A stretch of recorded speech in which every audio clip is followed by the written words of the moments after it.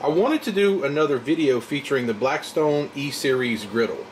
I've been very impressed with it so far, and I've used it nearly every day to cook something, so I'm really trying out a lot of different foods on it. But I haven't found anything yet that it really hasn't done a great job on. So today I want to try out a few more things on it and see how it does. Before I go any further, I'm not sure if the audio is going to be kind of bad on this video.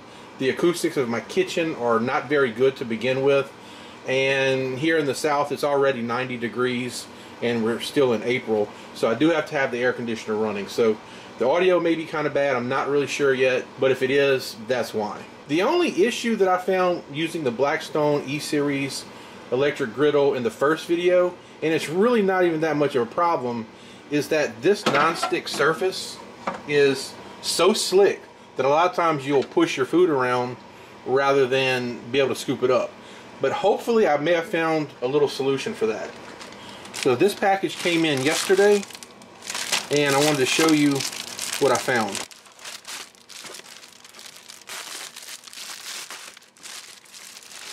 They are the NorPro My Favorite Spatula non-stick 11-inch singles, but it's actually a 4-pack. And this is what they look like. They're supposed to work up to 500 degrees, which would be perfect for the Blackstone E-Series. And reviews were pretty good on them. I was originally looking for one of these type of spatulas, and I really didn't get my hopes up. I did not think I was going to be able to find one, and I wasn't, because something this size I think would work perfect on this size griddle. So hopefully these will be okay. And in the last video you saw the food slid around so much on the non-stick surface, I was kind of having to use 2 spatulas, but I think these may be just what I'm looking for to be able to do that. And hopefully they are good up to 500 degrees and I won't have any melting issues. And of course these came from Amazon, and I'll put a link in the description in case you want to get some of these. I think they were only about $13 and some change for a 4-pack. One thing that I did not talk about in the last video was the cleanup of the E-Series Blackstone griddle. And I just want to say, if anyone's wondering, cleanup was a breeze. Of course, nothing stuck to the ceramic coated griddle surface. I was a little more worried about the inside of the hood, but really everything cleaned up super easy, and I didn't do anything in the dishwasher. I cleaned it all in the sink. I took the hood off, brought it to the sink, it cleaned up really easy. I brought the griddle surface over, cleaned it up, and of course the grease trap in the back cleaned up really easy too, because it's all coated with the same type of, I guess it's some type of non-stick surface. But whatever it is, it works really well. So I mentioned earlier about I do have the air conditioner on, so I wasn't sure how loud it was going to be in here. I was thinking about using the E-Series Blackstone griddle as an oven, since it does have the hood. And this would be really great, especially if you live in the south where it gets really hot in the summer and you don't want to heat up the house with the oven. Because I did find with the hood closed on the E-Series griddle that really it was not very hot around it. So it was definitely letting a whole lot less heat escape than what my conventional oven does. So I wanted to try a couple items, and the first is going to be just a frozen pizza. I know most pizza instructions say to place it directly onto the rack in the oven. I never do that because we all know that cheese and grease and everything else drips off. So I always put them on an oven pan. So I want to find out if the Blackstone griddle will cook pizzas just as well as the oven. This pizza says to heat to 425 and cook for 16 to 18 minutes. Alright, I'll turn it on. I'll bring it up to 425. And I'm going to let it go ahead and preheat. And I'll slide my pizza on. Close the hood. I'll cook it for about 16 minutes. And let's see how it turns out. It's been 16 minutes, which was on the low side of what they said it needed to cook. And it's doing pretty good. It's not quite ready yet. And the crust.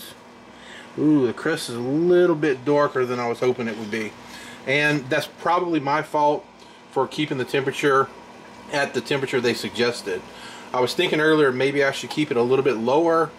So it looks like that's something that I'll probably need to do in the future. So what I'm going to do, since the top is not quite ready, I'm going to lower it down to about maybe 350 and go for another couple minutes. I've given it 3 more minutes And I think with the condition of the crust, I'm going to have to go ahead and pull it. I'm going to try to get a temperature reading on here. It says it's about 200 degrees. Wasn't sure if these toppings were exactly done yet. It shows 165. So it didn't quite look done to me, but maybe it is. So I've actually cooked it for about 1 minute more than what the directions said. I'll show you what the crust looks like after this cools off. So here's a piece of the pizza I just cooked, and you can see the crust is kind of darker than what I think a lot of people would like. Now I do know that it gets this way sometimes when you cook it in something like a pizza brick oven, so this may not be a deal killer for some people, but others may not quite like it like this. I haven't tasted it yet. I'm going to do that in just a minute, but I wouldn't exactly rule out the griddle just yet for cooking something like pizza. I think if you play with the temperature a little bit, you can find a real happy medium between getting the crust where you want it and making sure that the top was done. Because looking at it, I thought the top wasn't really quite there yet, but apparently it was. I actually like the crust like this. It's not something that I would typically do in my oven or something like that, but like I said earlier, this does tend to give it that brick oven type crust. So this is actually pretty good. So I may lower the temperature maybe to 400 next time I do a pizza on here. So I'm actually pleasantly surprised with how good this crust is. I was expecting more of a burnt taste. So as it turns out, I do like the way the griddle cooks the pizza crust. Next, I'm going to try making some Philly cheesesteak sandwiches. I have my onions, and I'm going to put down a little bit of butter just to help caramelize those onions.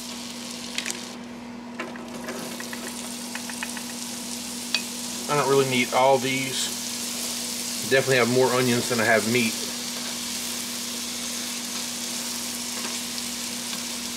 And I'm going to try to do this on 385 degrees. I'm not sure if that's going to be quite high enough. If not, I can always adjust it up a little more.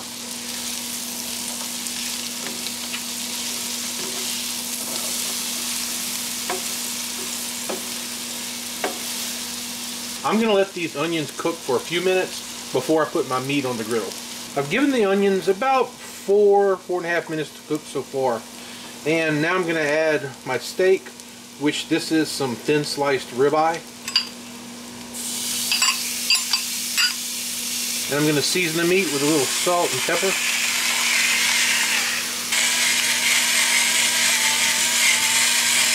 I'm only going to be adding onions to the Philly cheesesteak.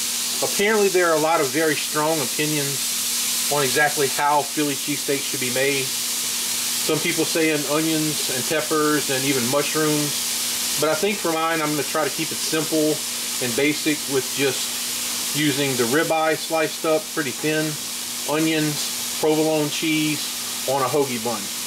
The buns I have are actually nothing to write home about. Here in the South, it's really hard to find a good hoagie bun. The ones I purchased from the local grocery store, they're made in-house and they don't really do the best with those type of buns. But I think it's going to work okay.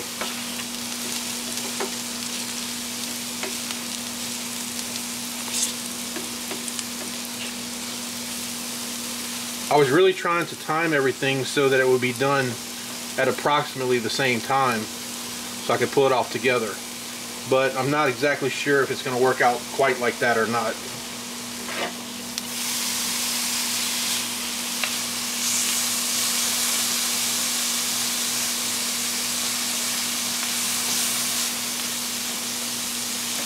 My meat's about done, so I'll go ahead and lay a couple slices of provolone cheese on top of here. And I'm going to close the lid for just a minute to try to get that melted. Alright, I had the lid closed for just about a minute, and the cheese is melted pretty nicely. I'll kind of mix that in, give my onions one more little mix up. And I think my Philly cheesesteak is just about ready.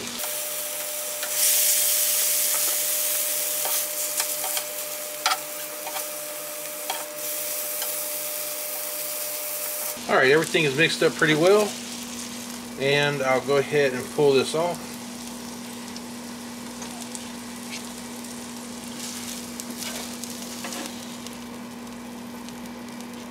Put a little more butter to toast my bun. I kind of wanted to do this all together, but I got caught up in mixing up the meat and the onions, so I didn't really get to it like I wanted to. Put this on there and toast it for just a minute. I think what I'm going to do is get some square plates, because every plate that I own is round. But if I get some square plates, I can put them right next to the griddle plate, and I can push things right off onto the plate when I need to. So that'll be my next item I get. Alright, let me have a look at the buns. Yeah.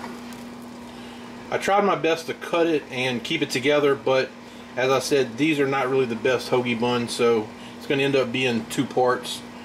But in the end, as long as it tastes good, that's what really matters.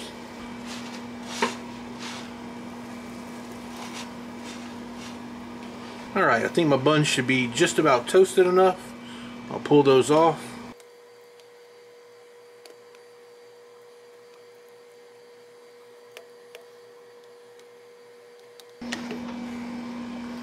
And there's my Philly cheesesteak. The final thing I'm going to cook today will be fried rice. More specifically, shrimp fried rice. But I thought that the Blackstone E-Series would be a pretty cool thing to cook the fried rice on. Typically, I like fried rice from the small little takeout places. So the ingredients that I'll be using to make the fried rice are shrimp, peas and carrots, 5 tablespoons of oil plus 2 tablespoons of butter, about 1/4 of a medium onion, 2 eggs that I whisked together, soy sauce, butter, garlic powder, and of course rice. Generally I use long grain rice for this. I've actually tried long grain, medium grain, short grain, jasmine rice, basmati rice, and I've settled that I really like the way the long grain works better. But today I'm trying out a different style rice. It's called Botan. It's from Calrose rice, and although there's some Asian writing on the package, it actually comes from California, so it's a product of the USA. But this rice seems like it may be a little closer to what the takeout places use for fried rice. So I'll try it out and see, and if it comes out better, I'll let you know. Now the ingredients for fried rice can really be almost anything. You can put no meat in it, or you can use shrimp like me, chicken, pork, beef, really anything. I've even seen people put Spam in their fried rice. So let's fire the Blackstone up and get to cooking. And also about the rice is leftover rice tends to work better. I don't really know why. I have tried to make fried rice with rice that I just cooked, and it really does not come out as well. This is actually 2-day-old rice, and another thing that I always do is I put it on a plate uncovered in the refrigerator for a couple hours. I think that kind of dries it out a little bit and helps the rice to come out a little better. I've got the Blackstone E-Series heated up to 400 degrees. Typically when I do it in a wok on the stove, I turn the burner on high. If you've ever seen them cook fried rice, they use a pretty high temperature. Today I'm going to try to do everything on the griddle at one time. And I hope that's going to come out right, because normally when I do it in a wok, I'll cook the eggs and the shrimp separately so that I don't burn anything. But I'm going to try to do it all together here and see if I can pull it off. So first thing I'm going to do is cook my onions. So I'll put down a little butter for those.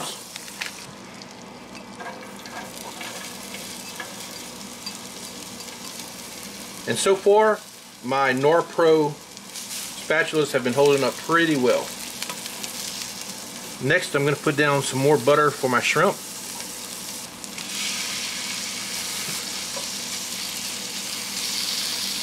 I'm not going to be using any seasonings like salt or pepper. The salt will come from the soy sauce, and I don't know, I just really prefer to not put any black pepper in my fried rice. I'm going to let the shrimp and the onions cook for about 2 minutes, and then I'll put my eggs on the griddle. In the last video, I talked a little bit about having hot spots and cooler spots on the griddle. And this is one of those times whenever it's good to know where the hotter spots are and the cooler spots are. Now I'm going to put my eggs.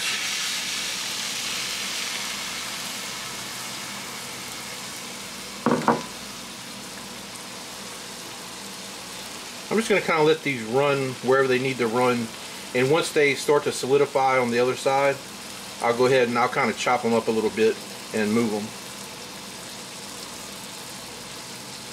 Well, when I said let them run, I didn't mean that far. I'll go ahead and toss my onions one more time.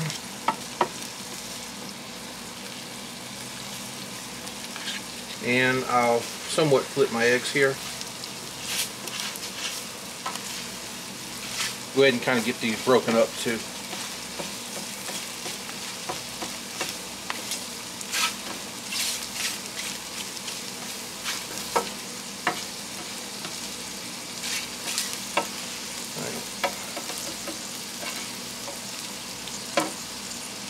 Now I'll put on my oil and butter.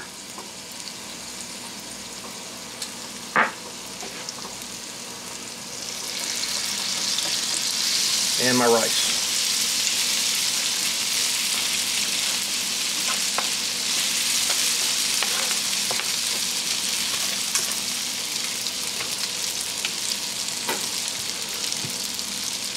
And I know this may look like it's a lot of oil and a lot of butter, but remember, this is fried rice. So you're literally trying to fry the rice. And for that, you're going to need a fair amount of oil and butter. And I got my eggs mixed up in there a little too quick.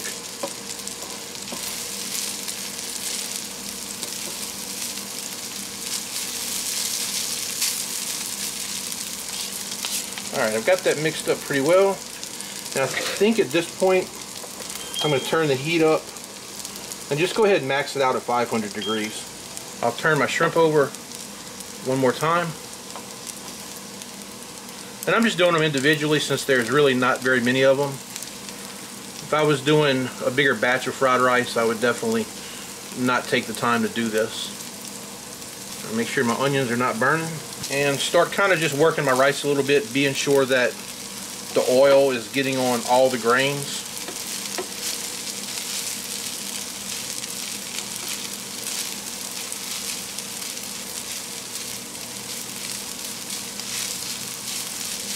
Now I'm going to add some garlic powder, and I don't have an amount to tell you how much to add, but I add a fair amount to get it to where I like it. Next I'll add my soy sauce, and I don't like putting too much soy sauce in here.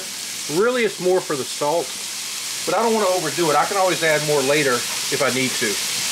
And now since I cranked up the heat, you can really hear that rice frying pretty good. I just want to mix all this together pretty well.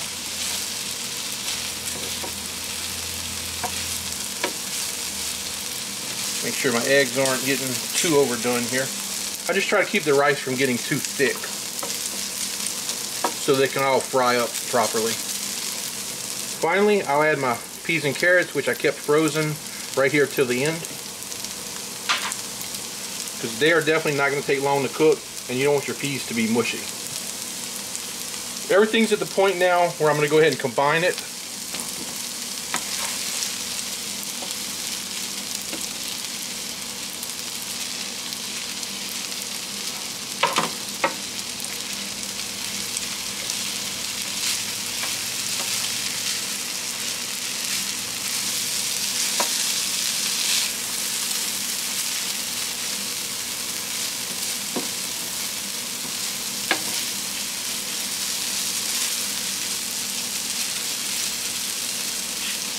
I'll cook this for about another minute to help dry out the rice a little bit, because I don't want it too mushy. And I'll just stir it frequently to keep anything from burning.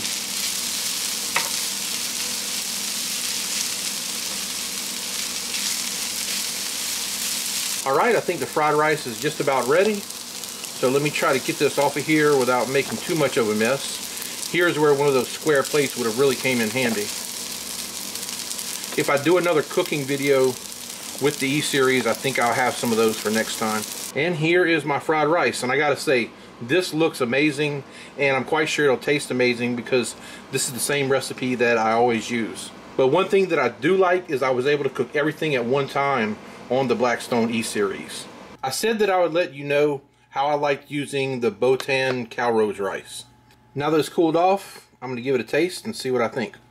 I think from here on out, I'm going to use this Botan rice. It has a really good taste, texture, and the stickiness seems to be just right. It looks like this is a little closer rice to what they use in the takeout restaurants. There's actually some more things that I want to cook, and I may do another video depending on how many views this one gets. But I didn't want this video to be long like the first one that I did. So far, these spatulas have held up well, and I haven't seen them melt or anything along these thin edges, So I'm pretty impressed with them so far. And as I said earlier, I'll put a link in the description if you want to check these out for your E-Series Blackstone grill or really anything else. But if you haven't checked out my first video doing the unboxing and the initial use, be sure and go watch that one where I cook even more things. That's going to do it for this video. If you liked it, please give it a thumbs up and consider subscribing to the channel.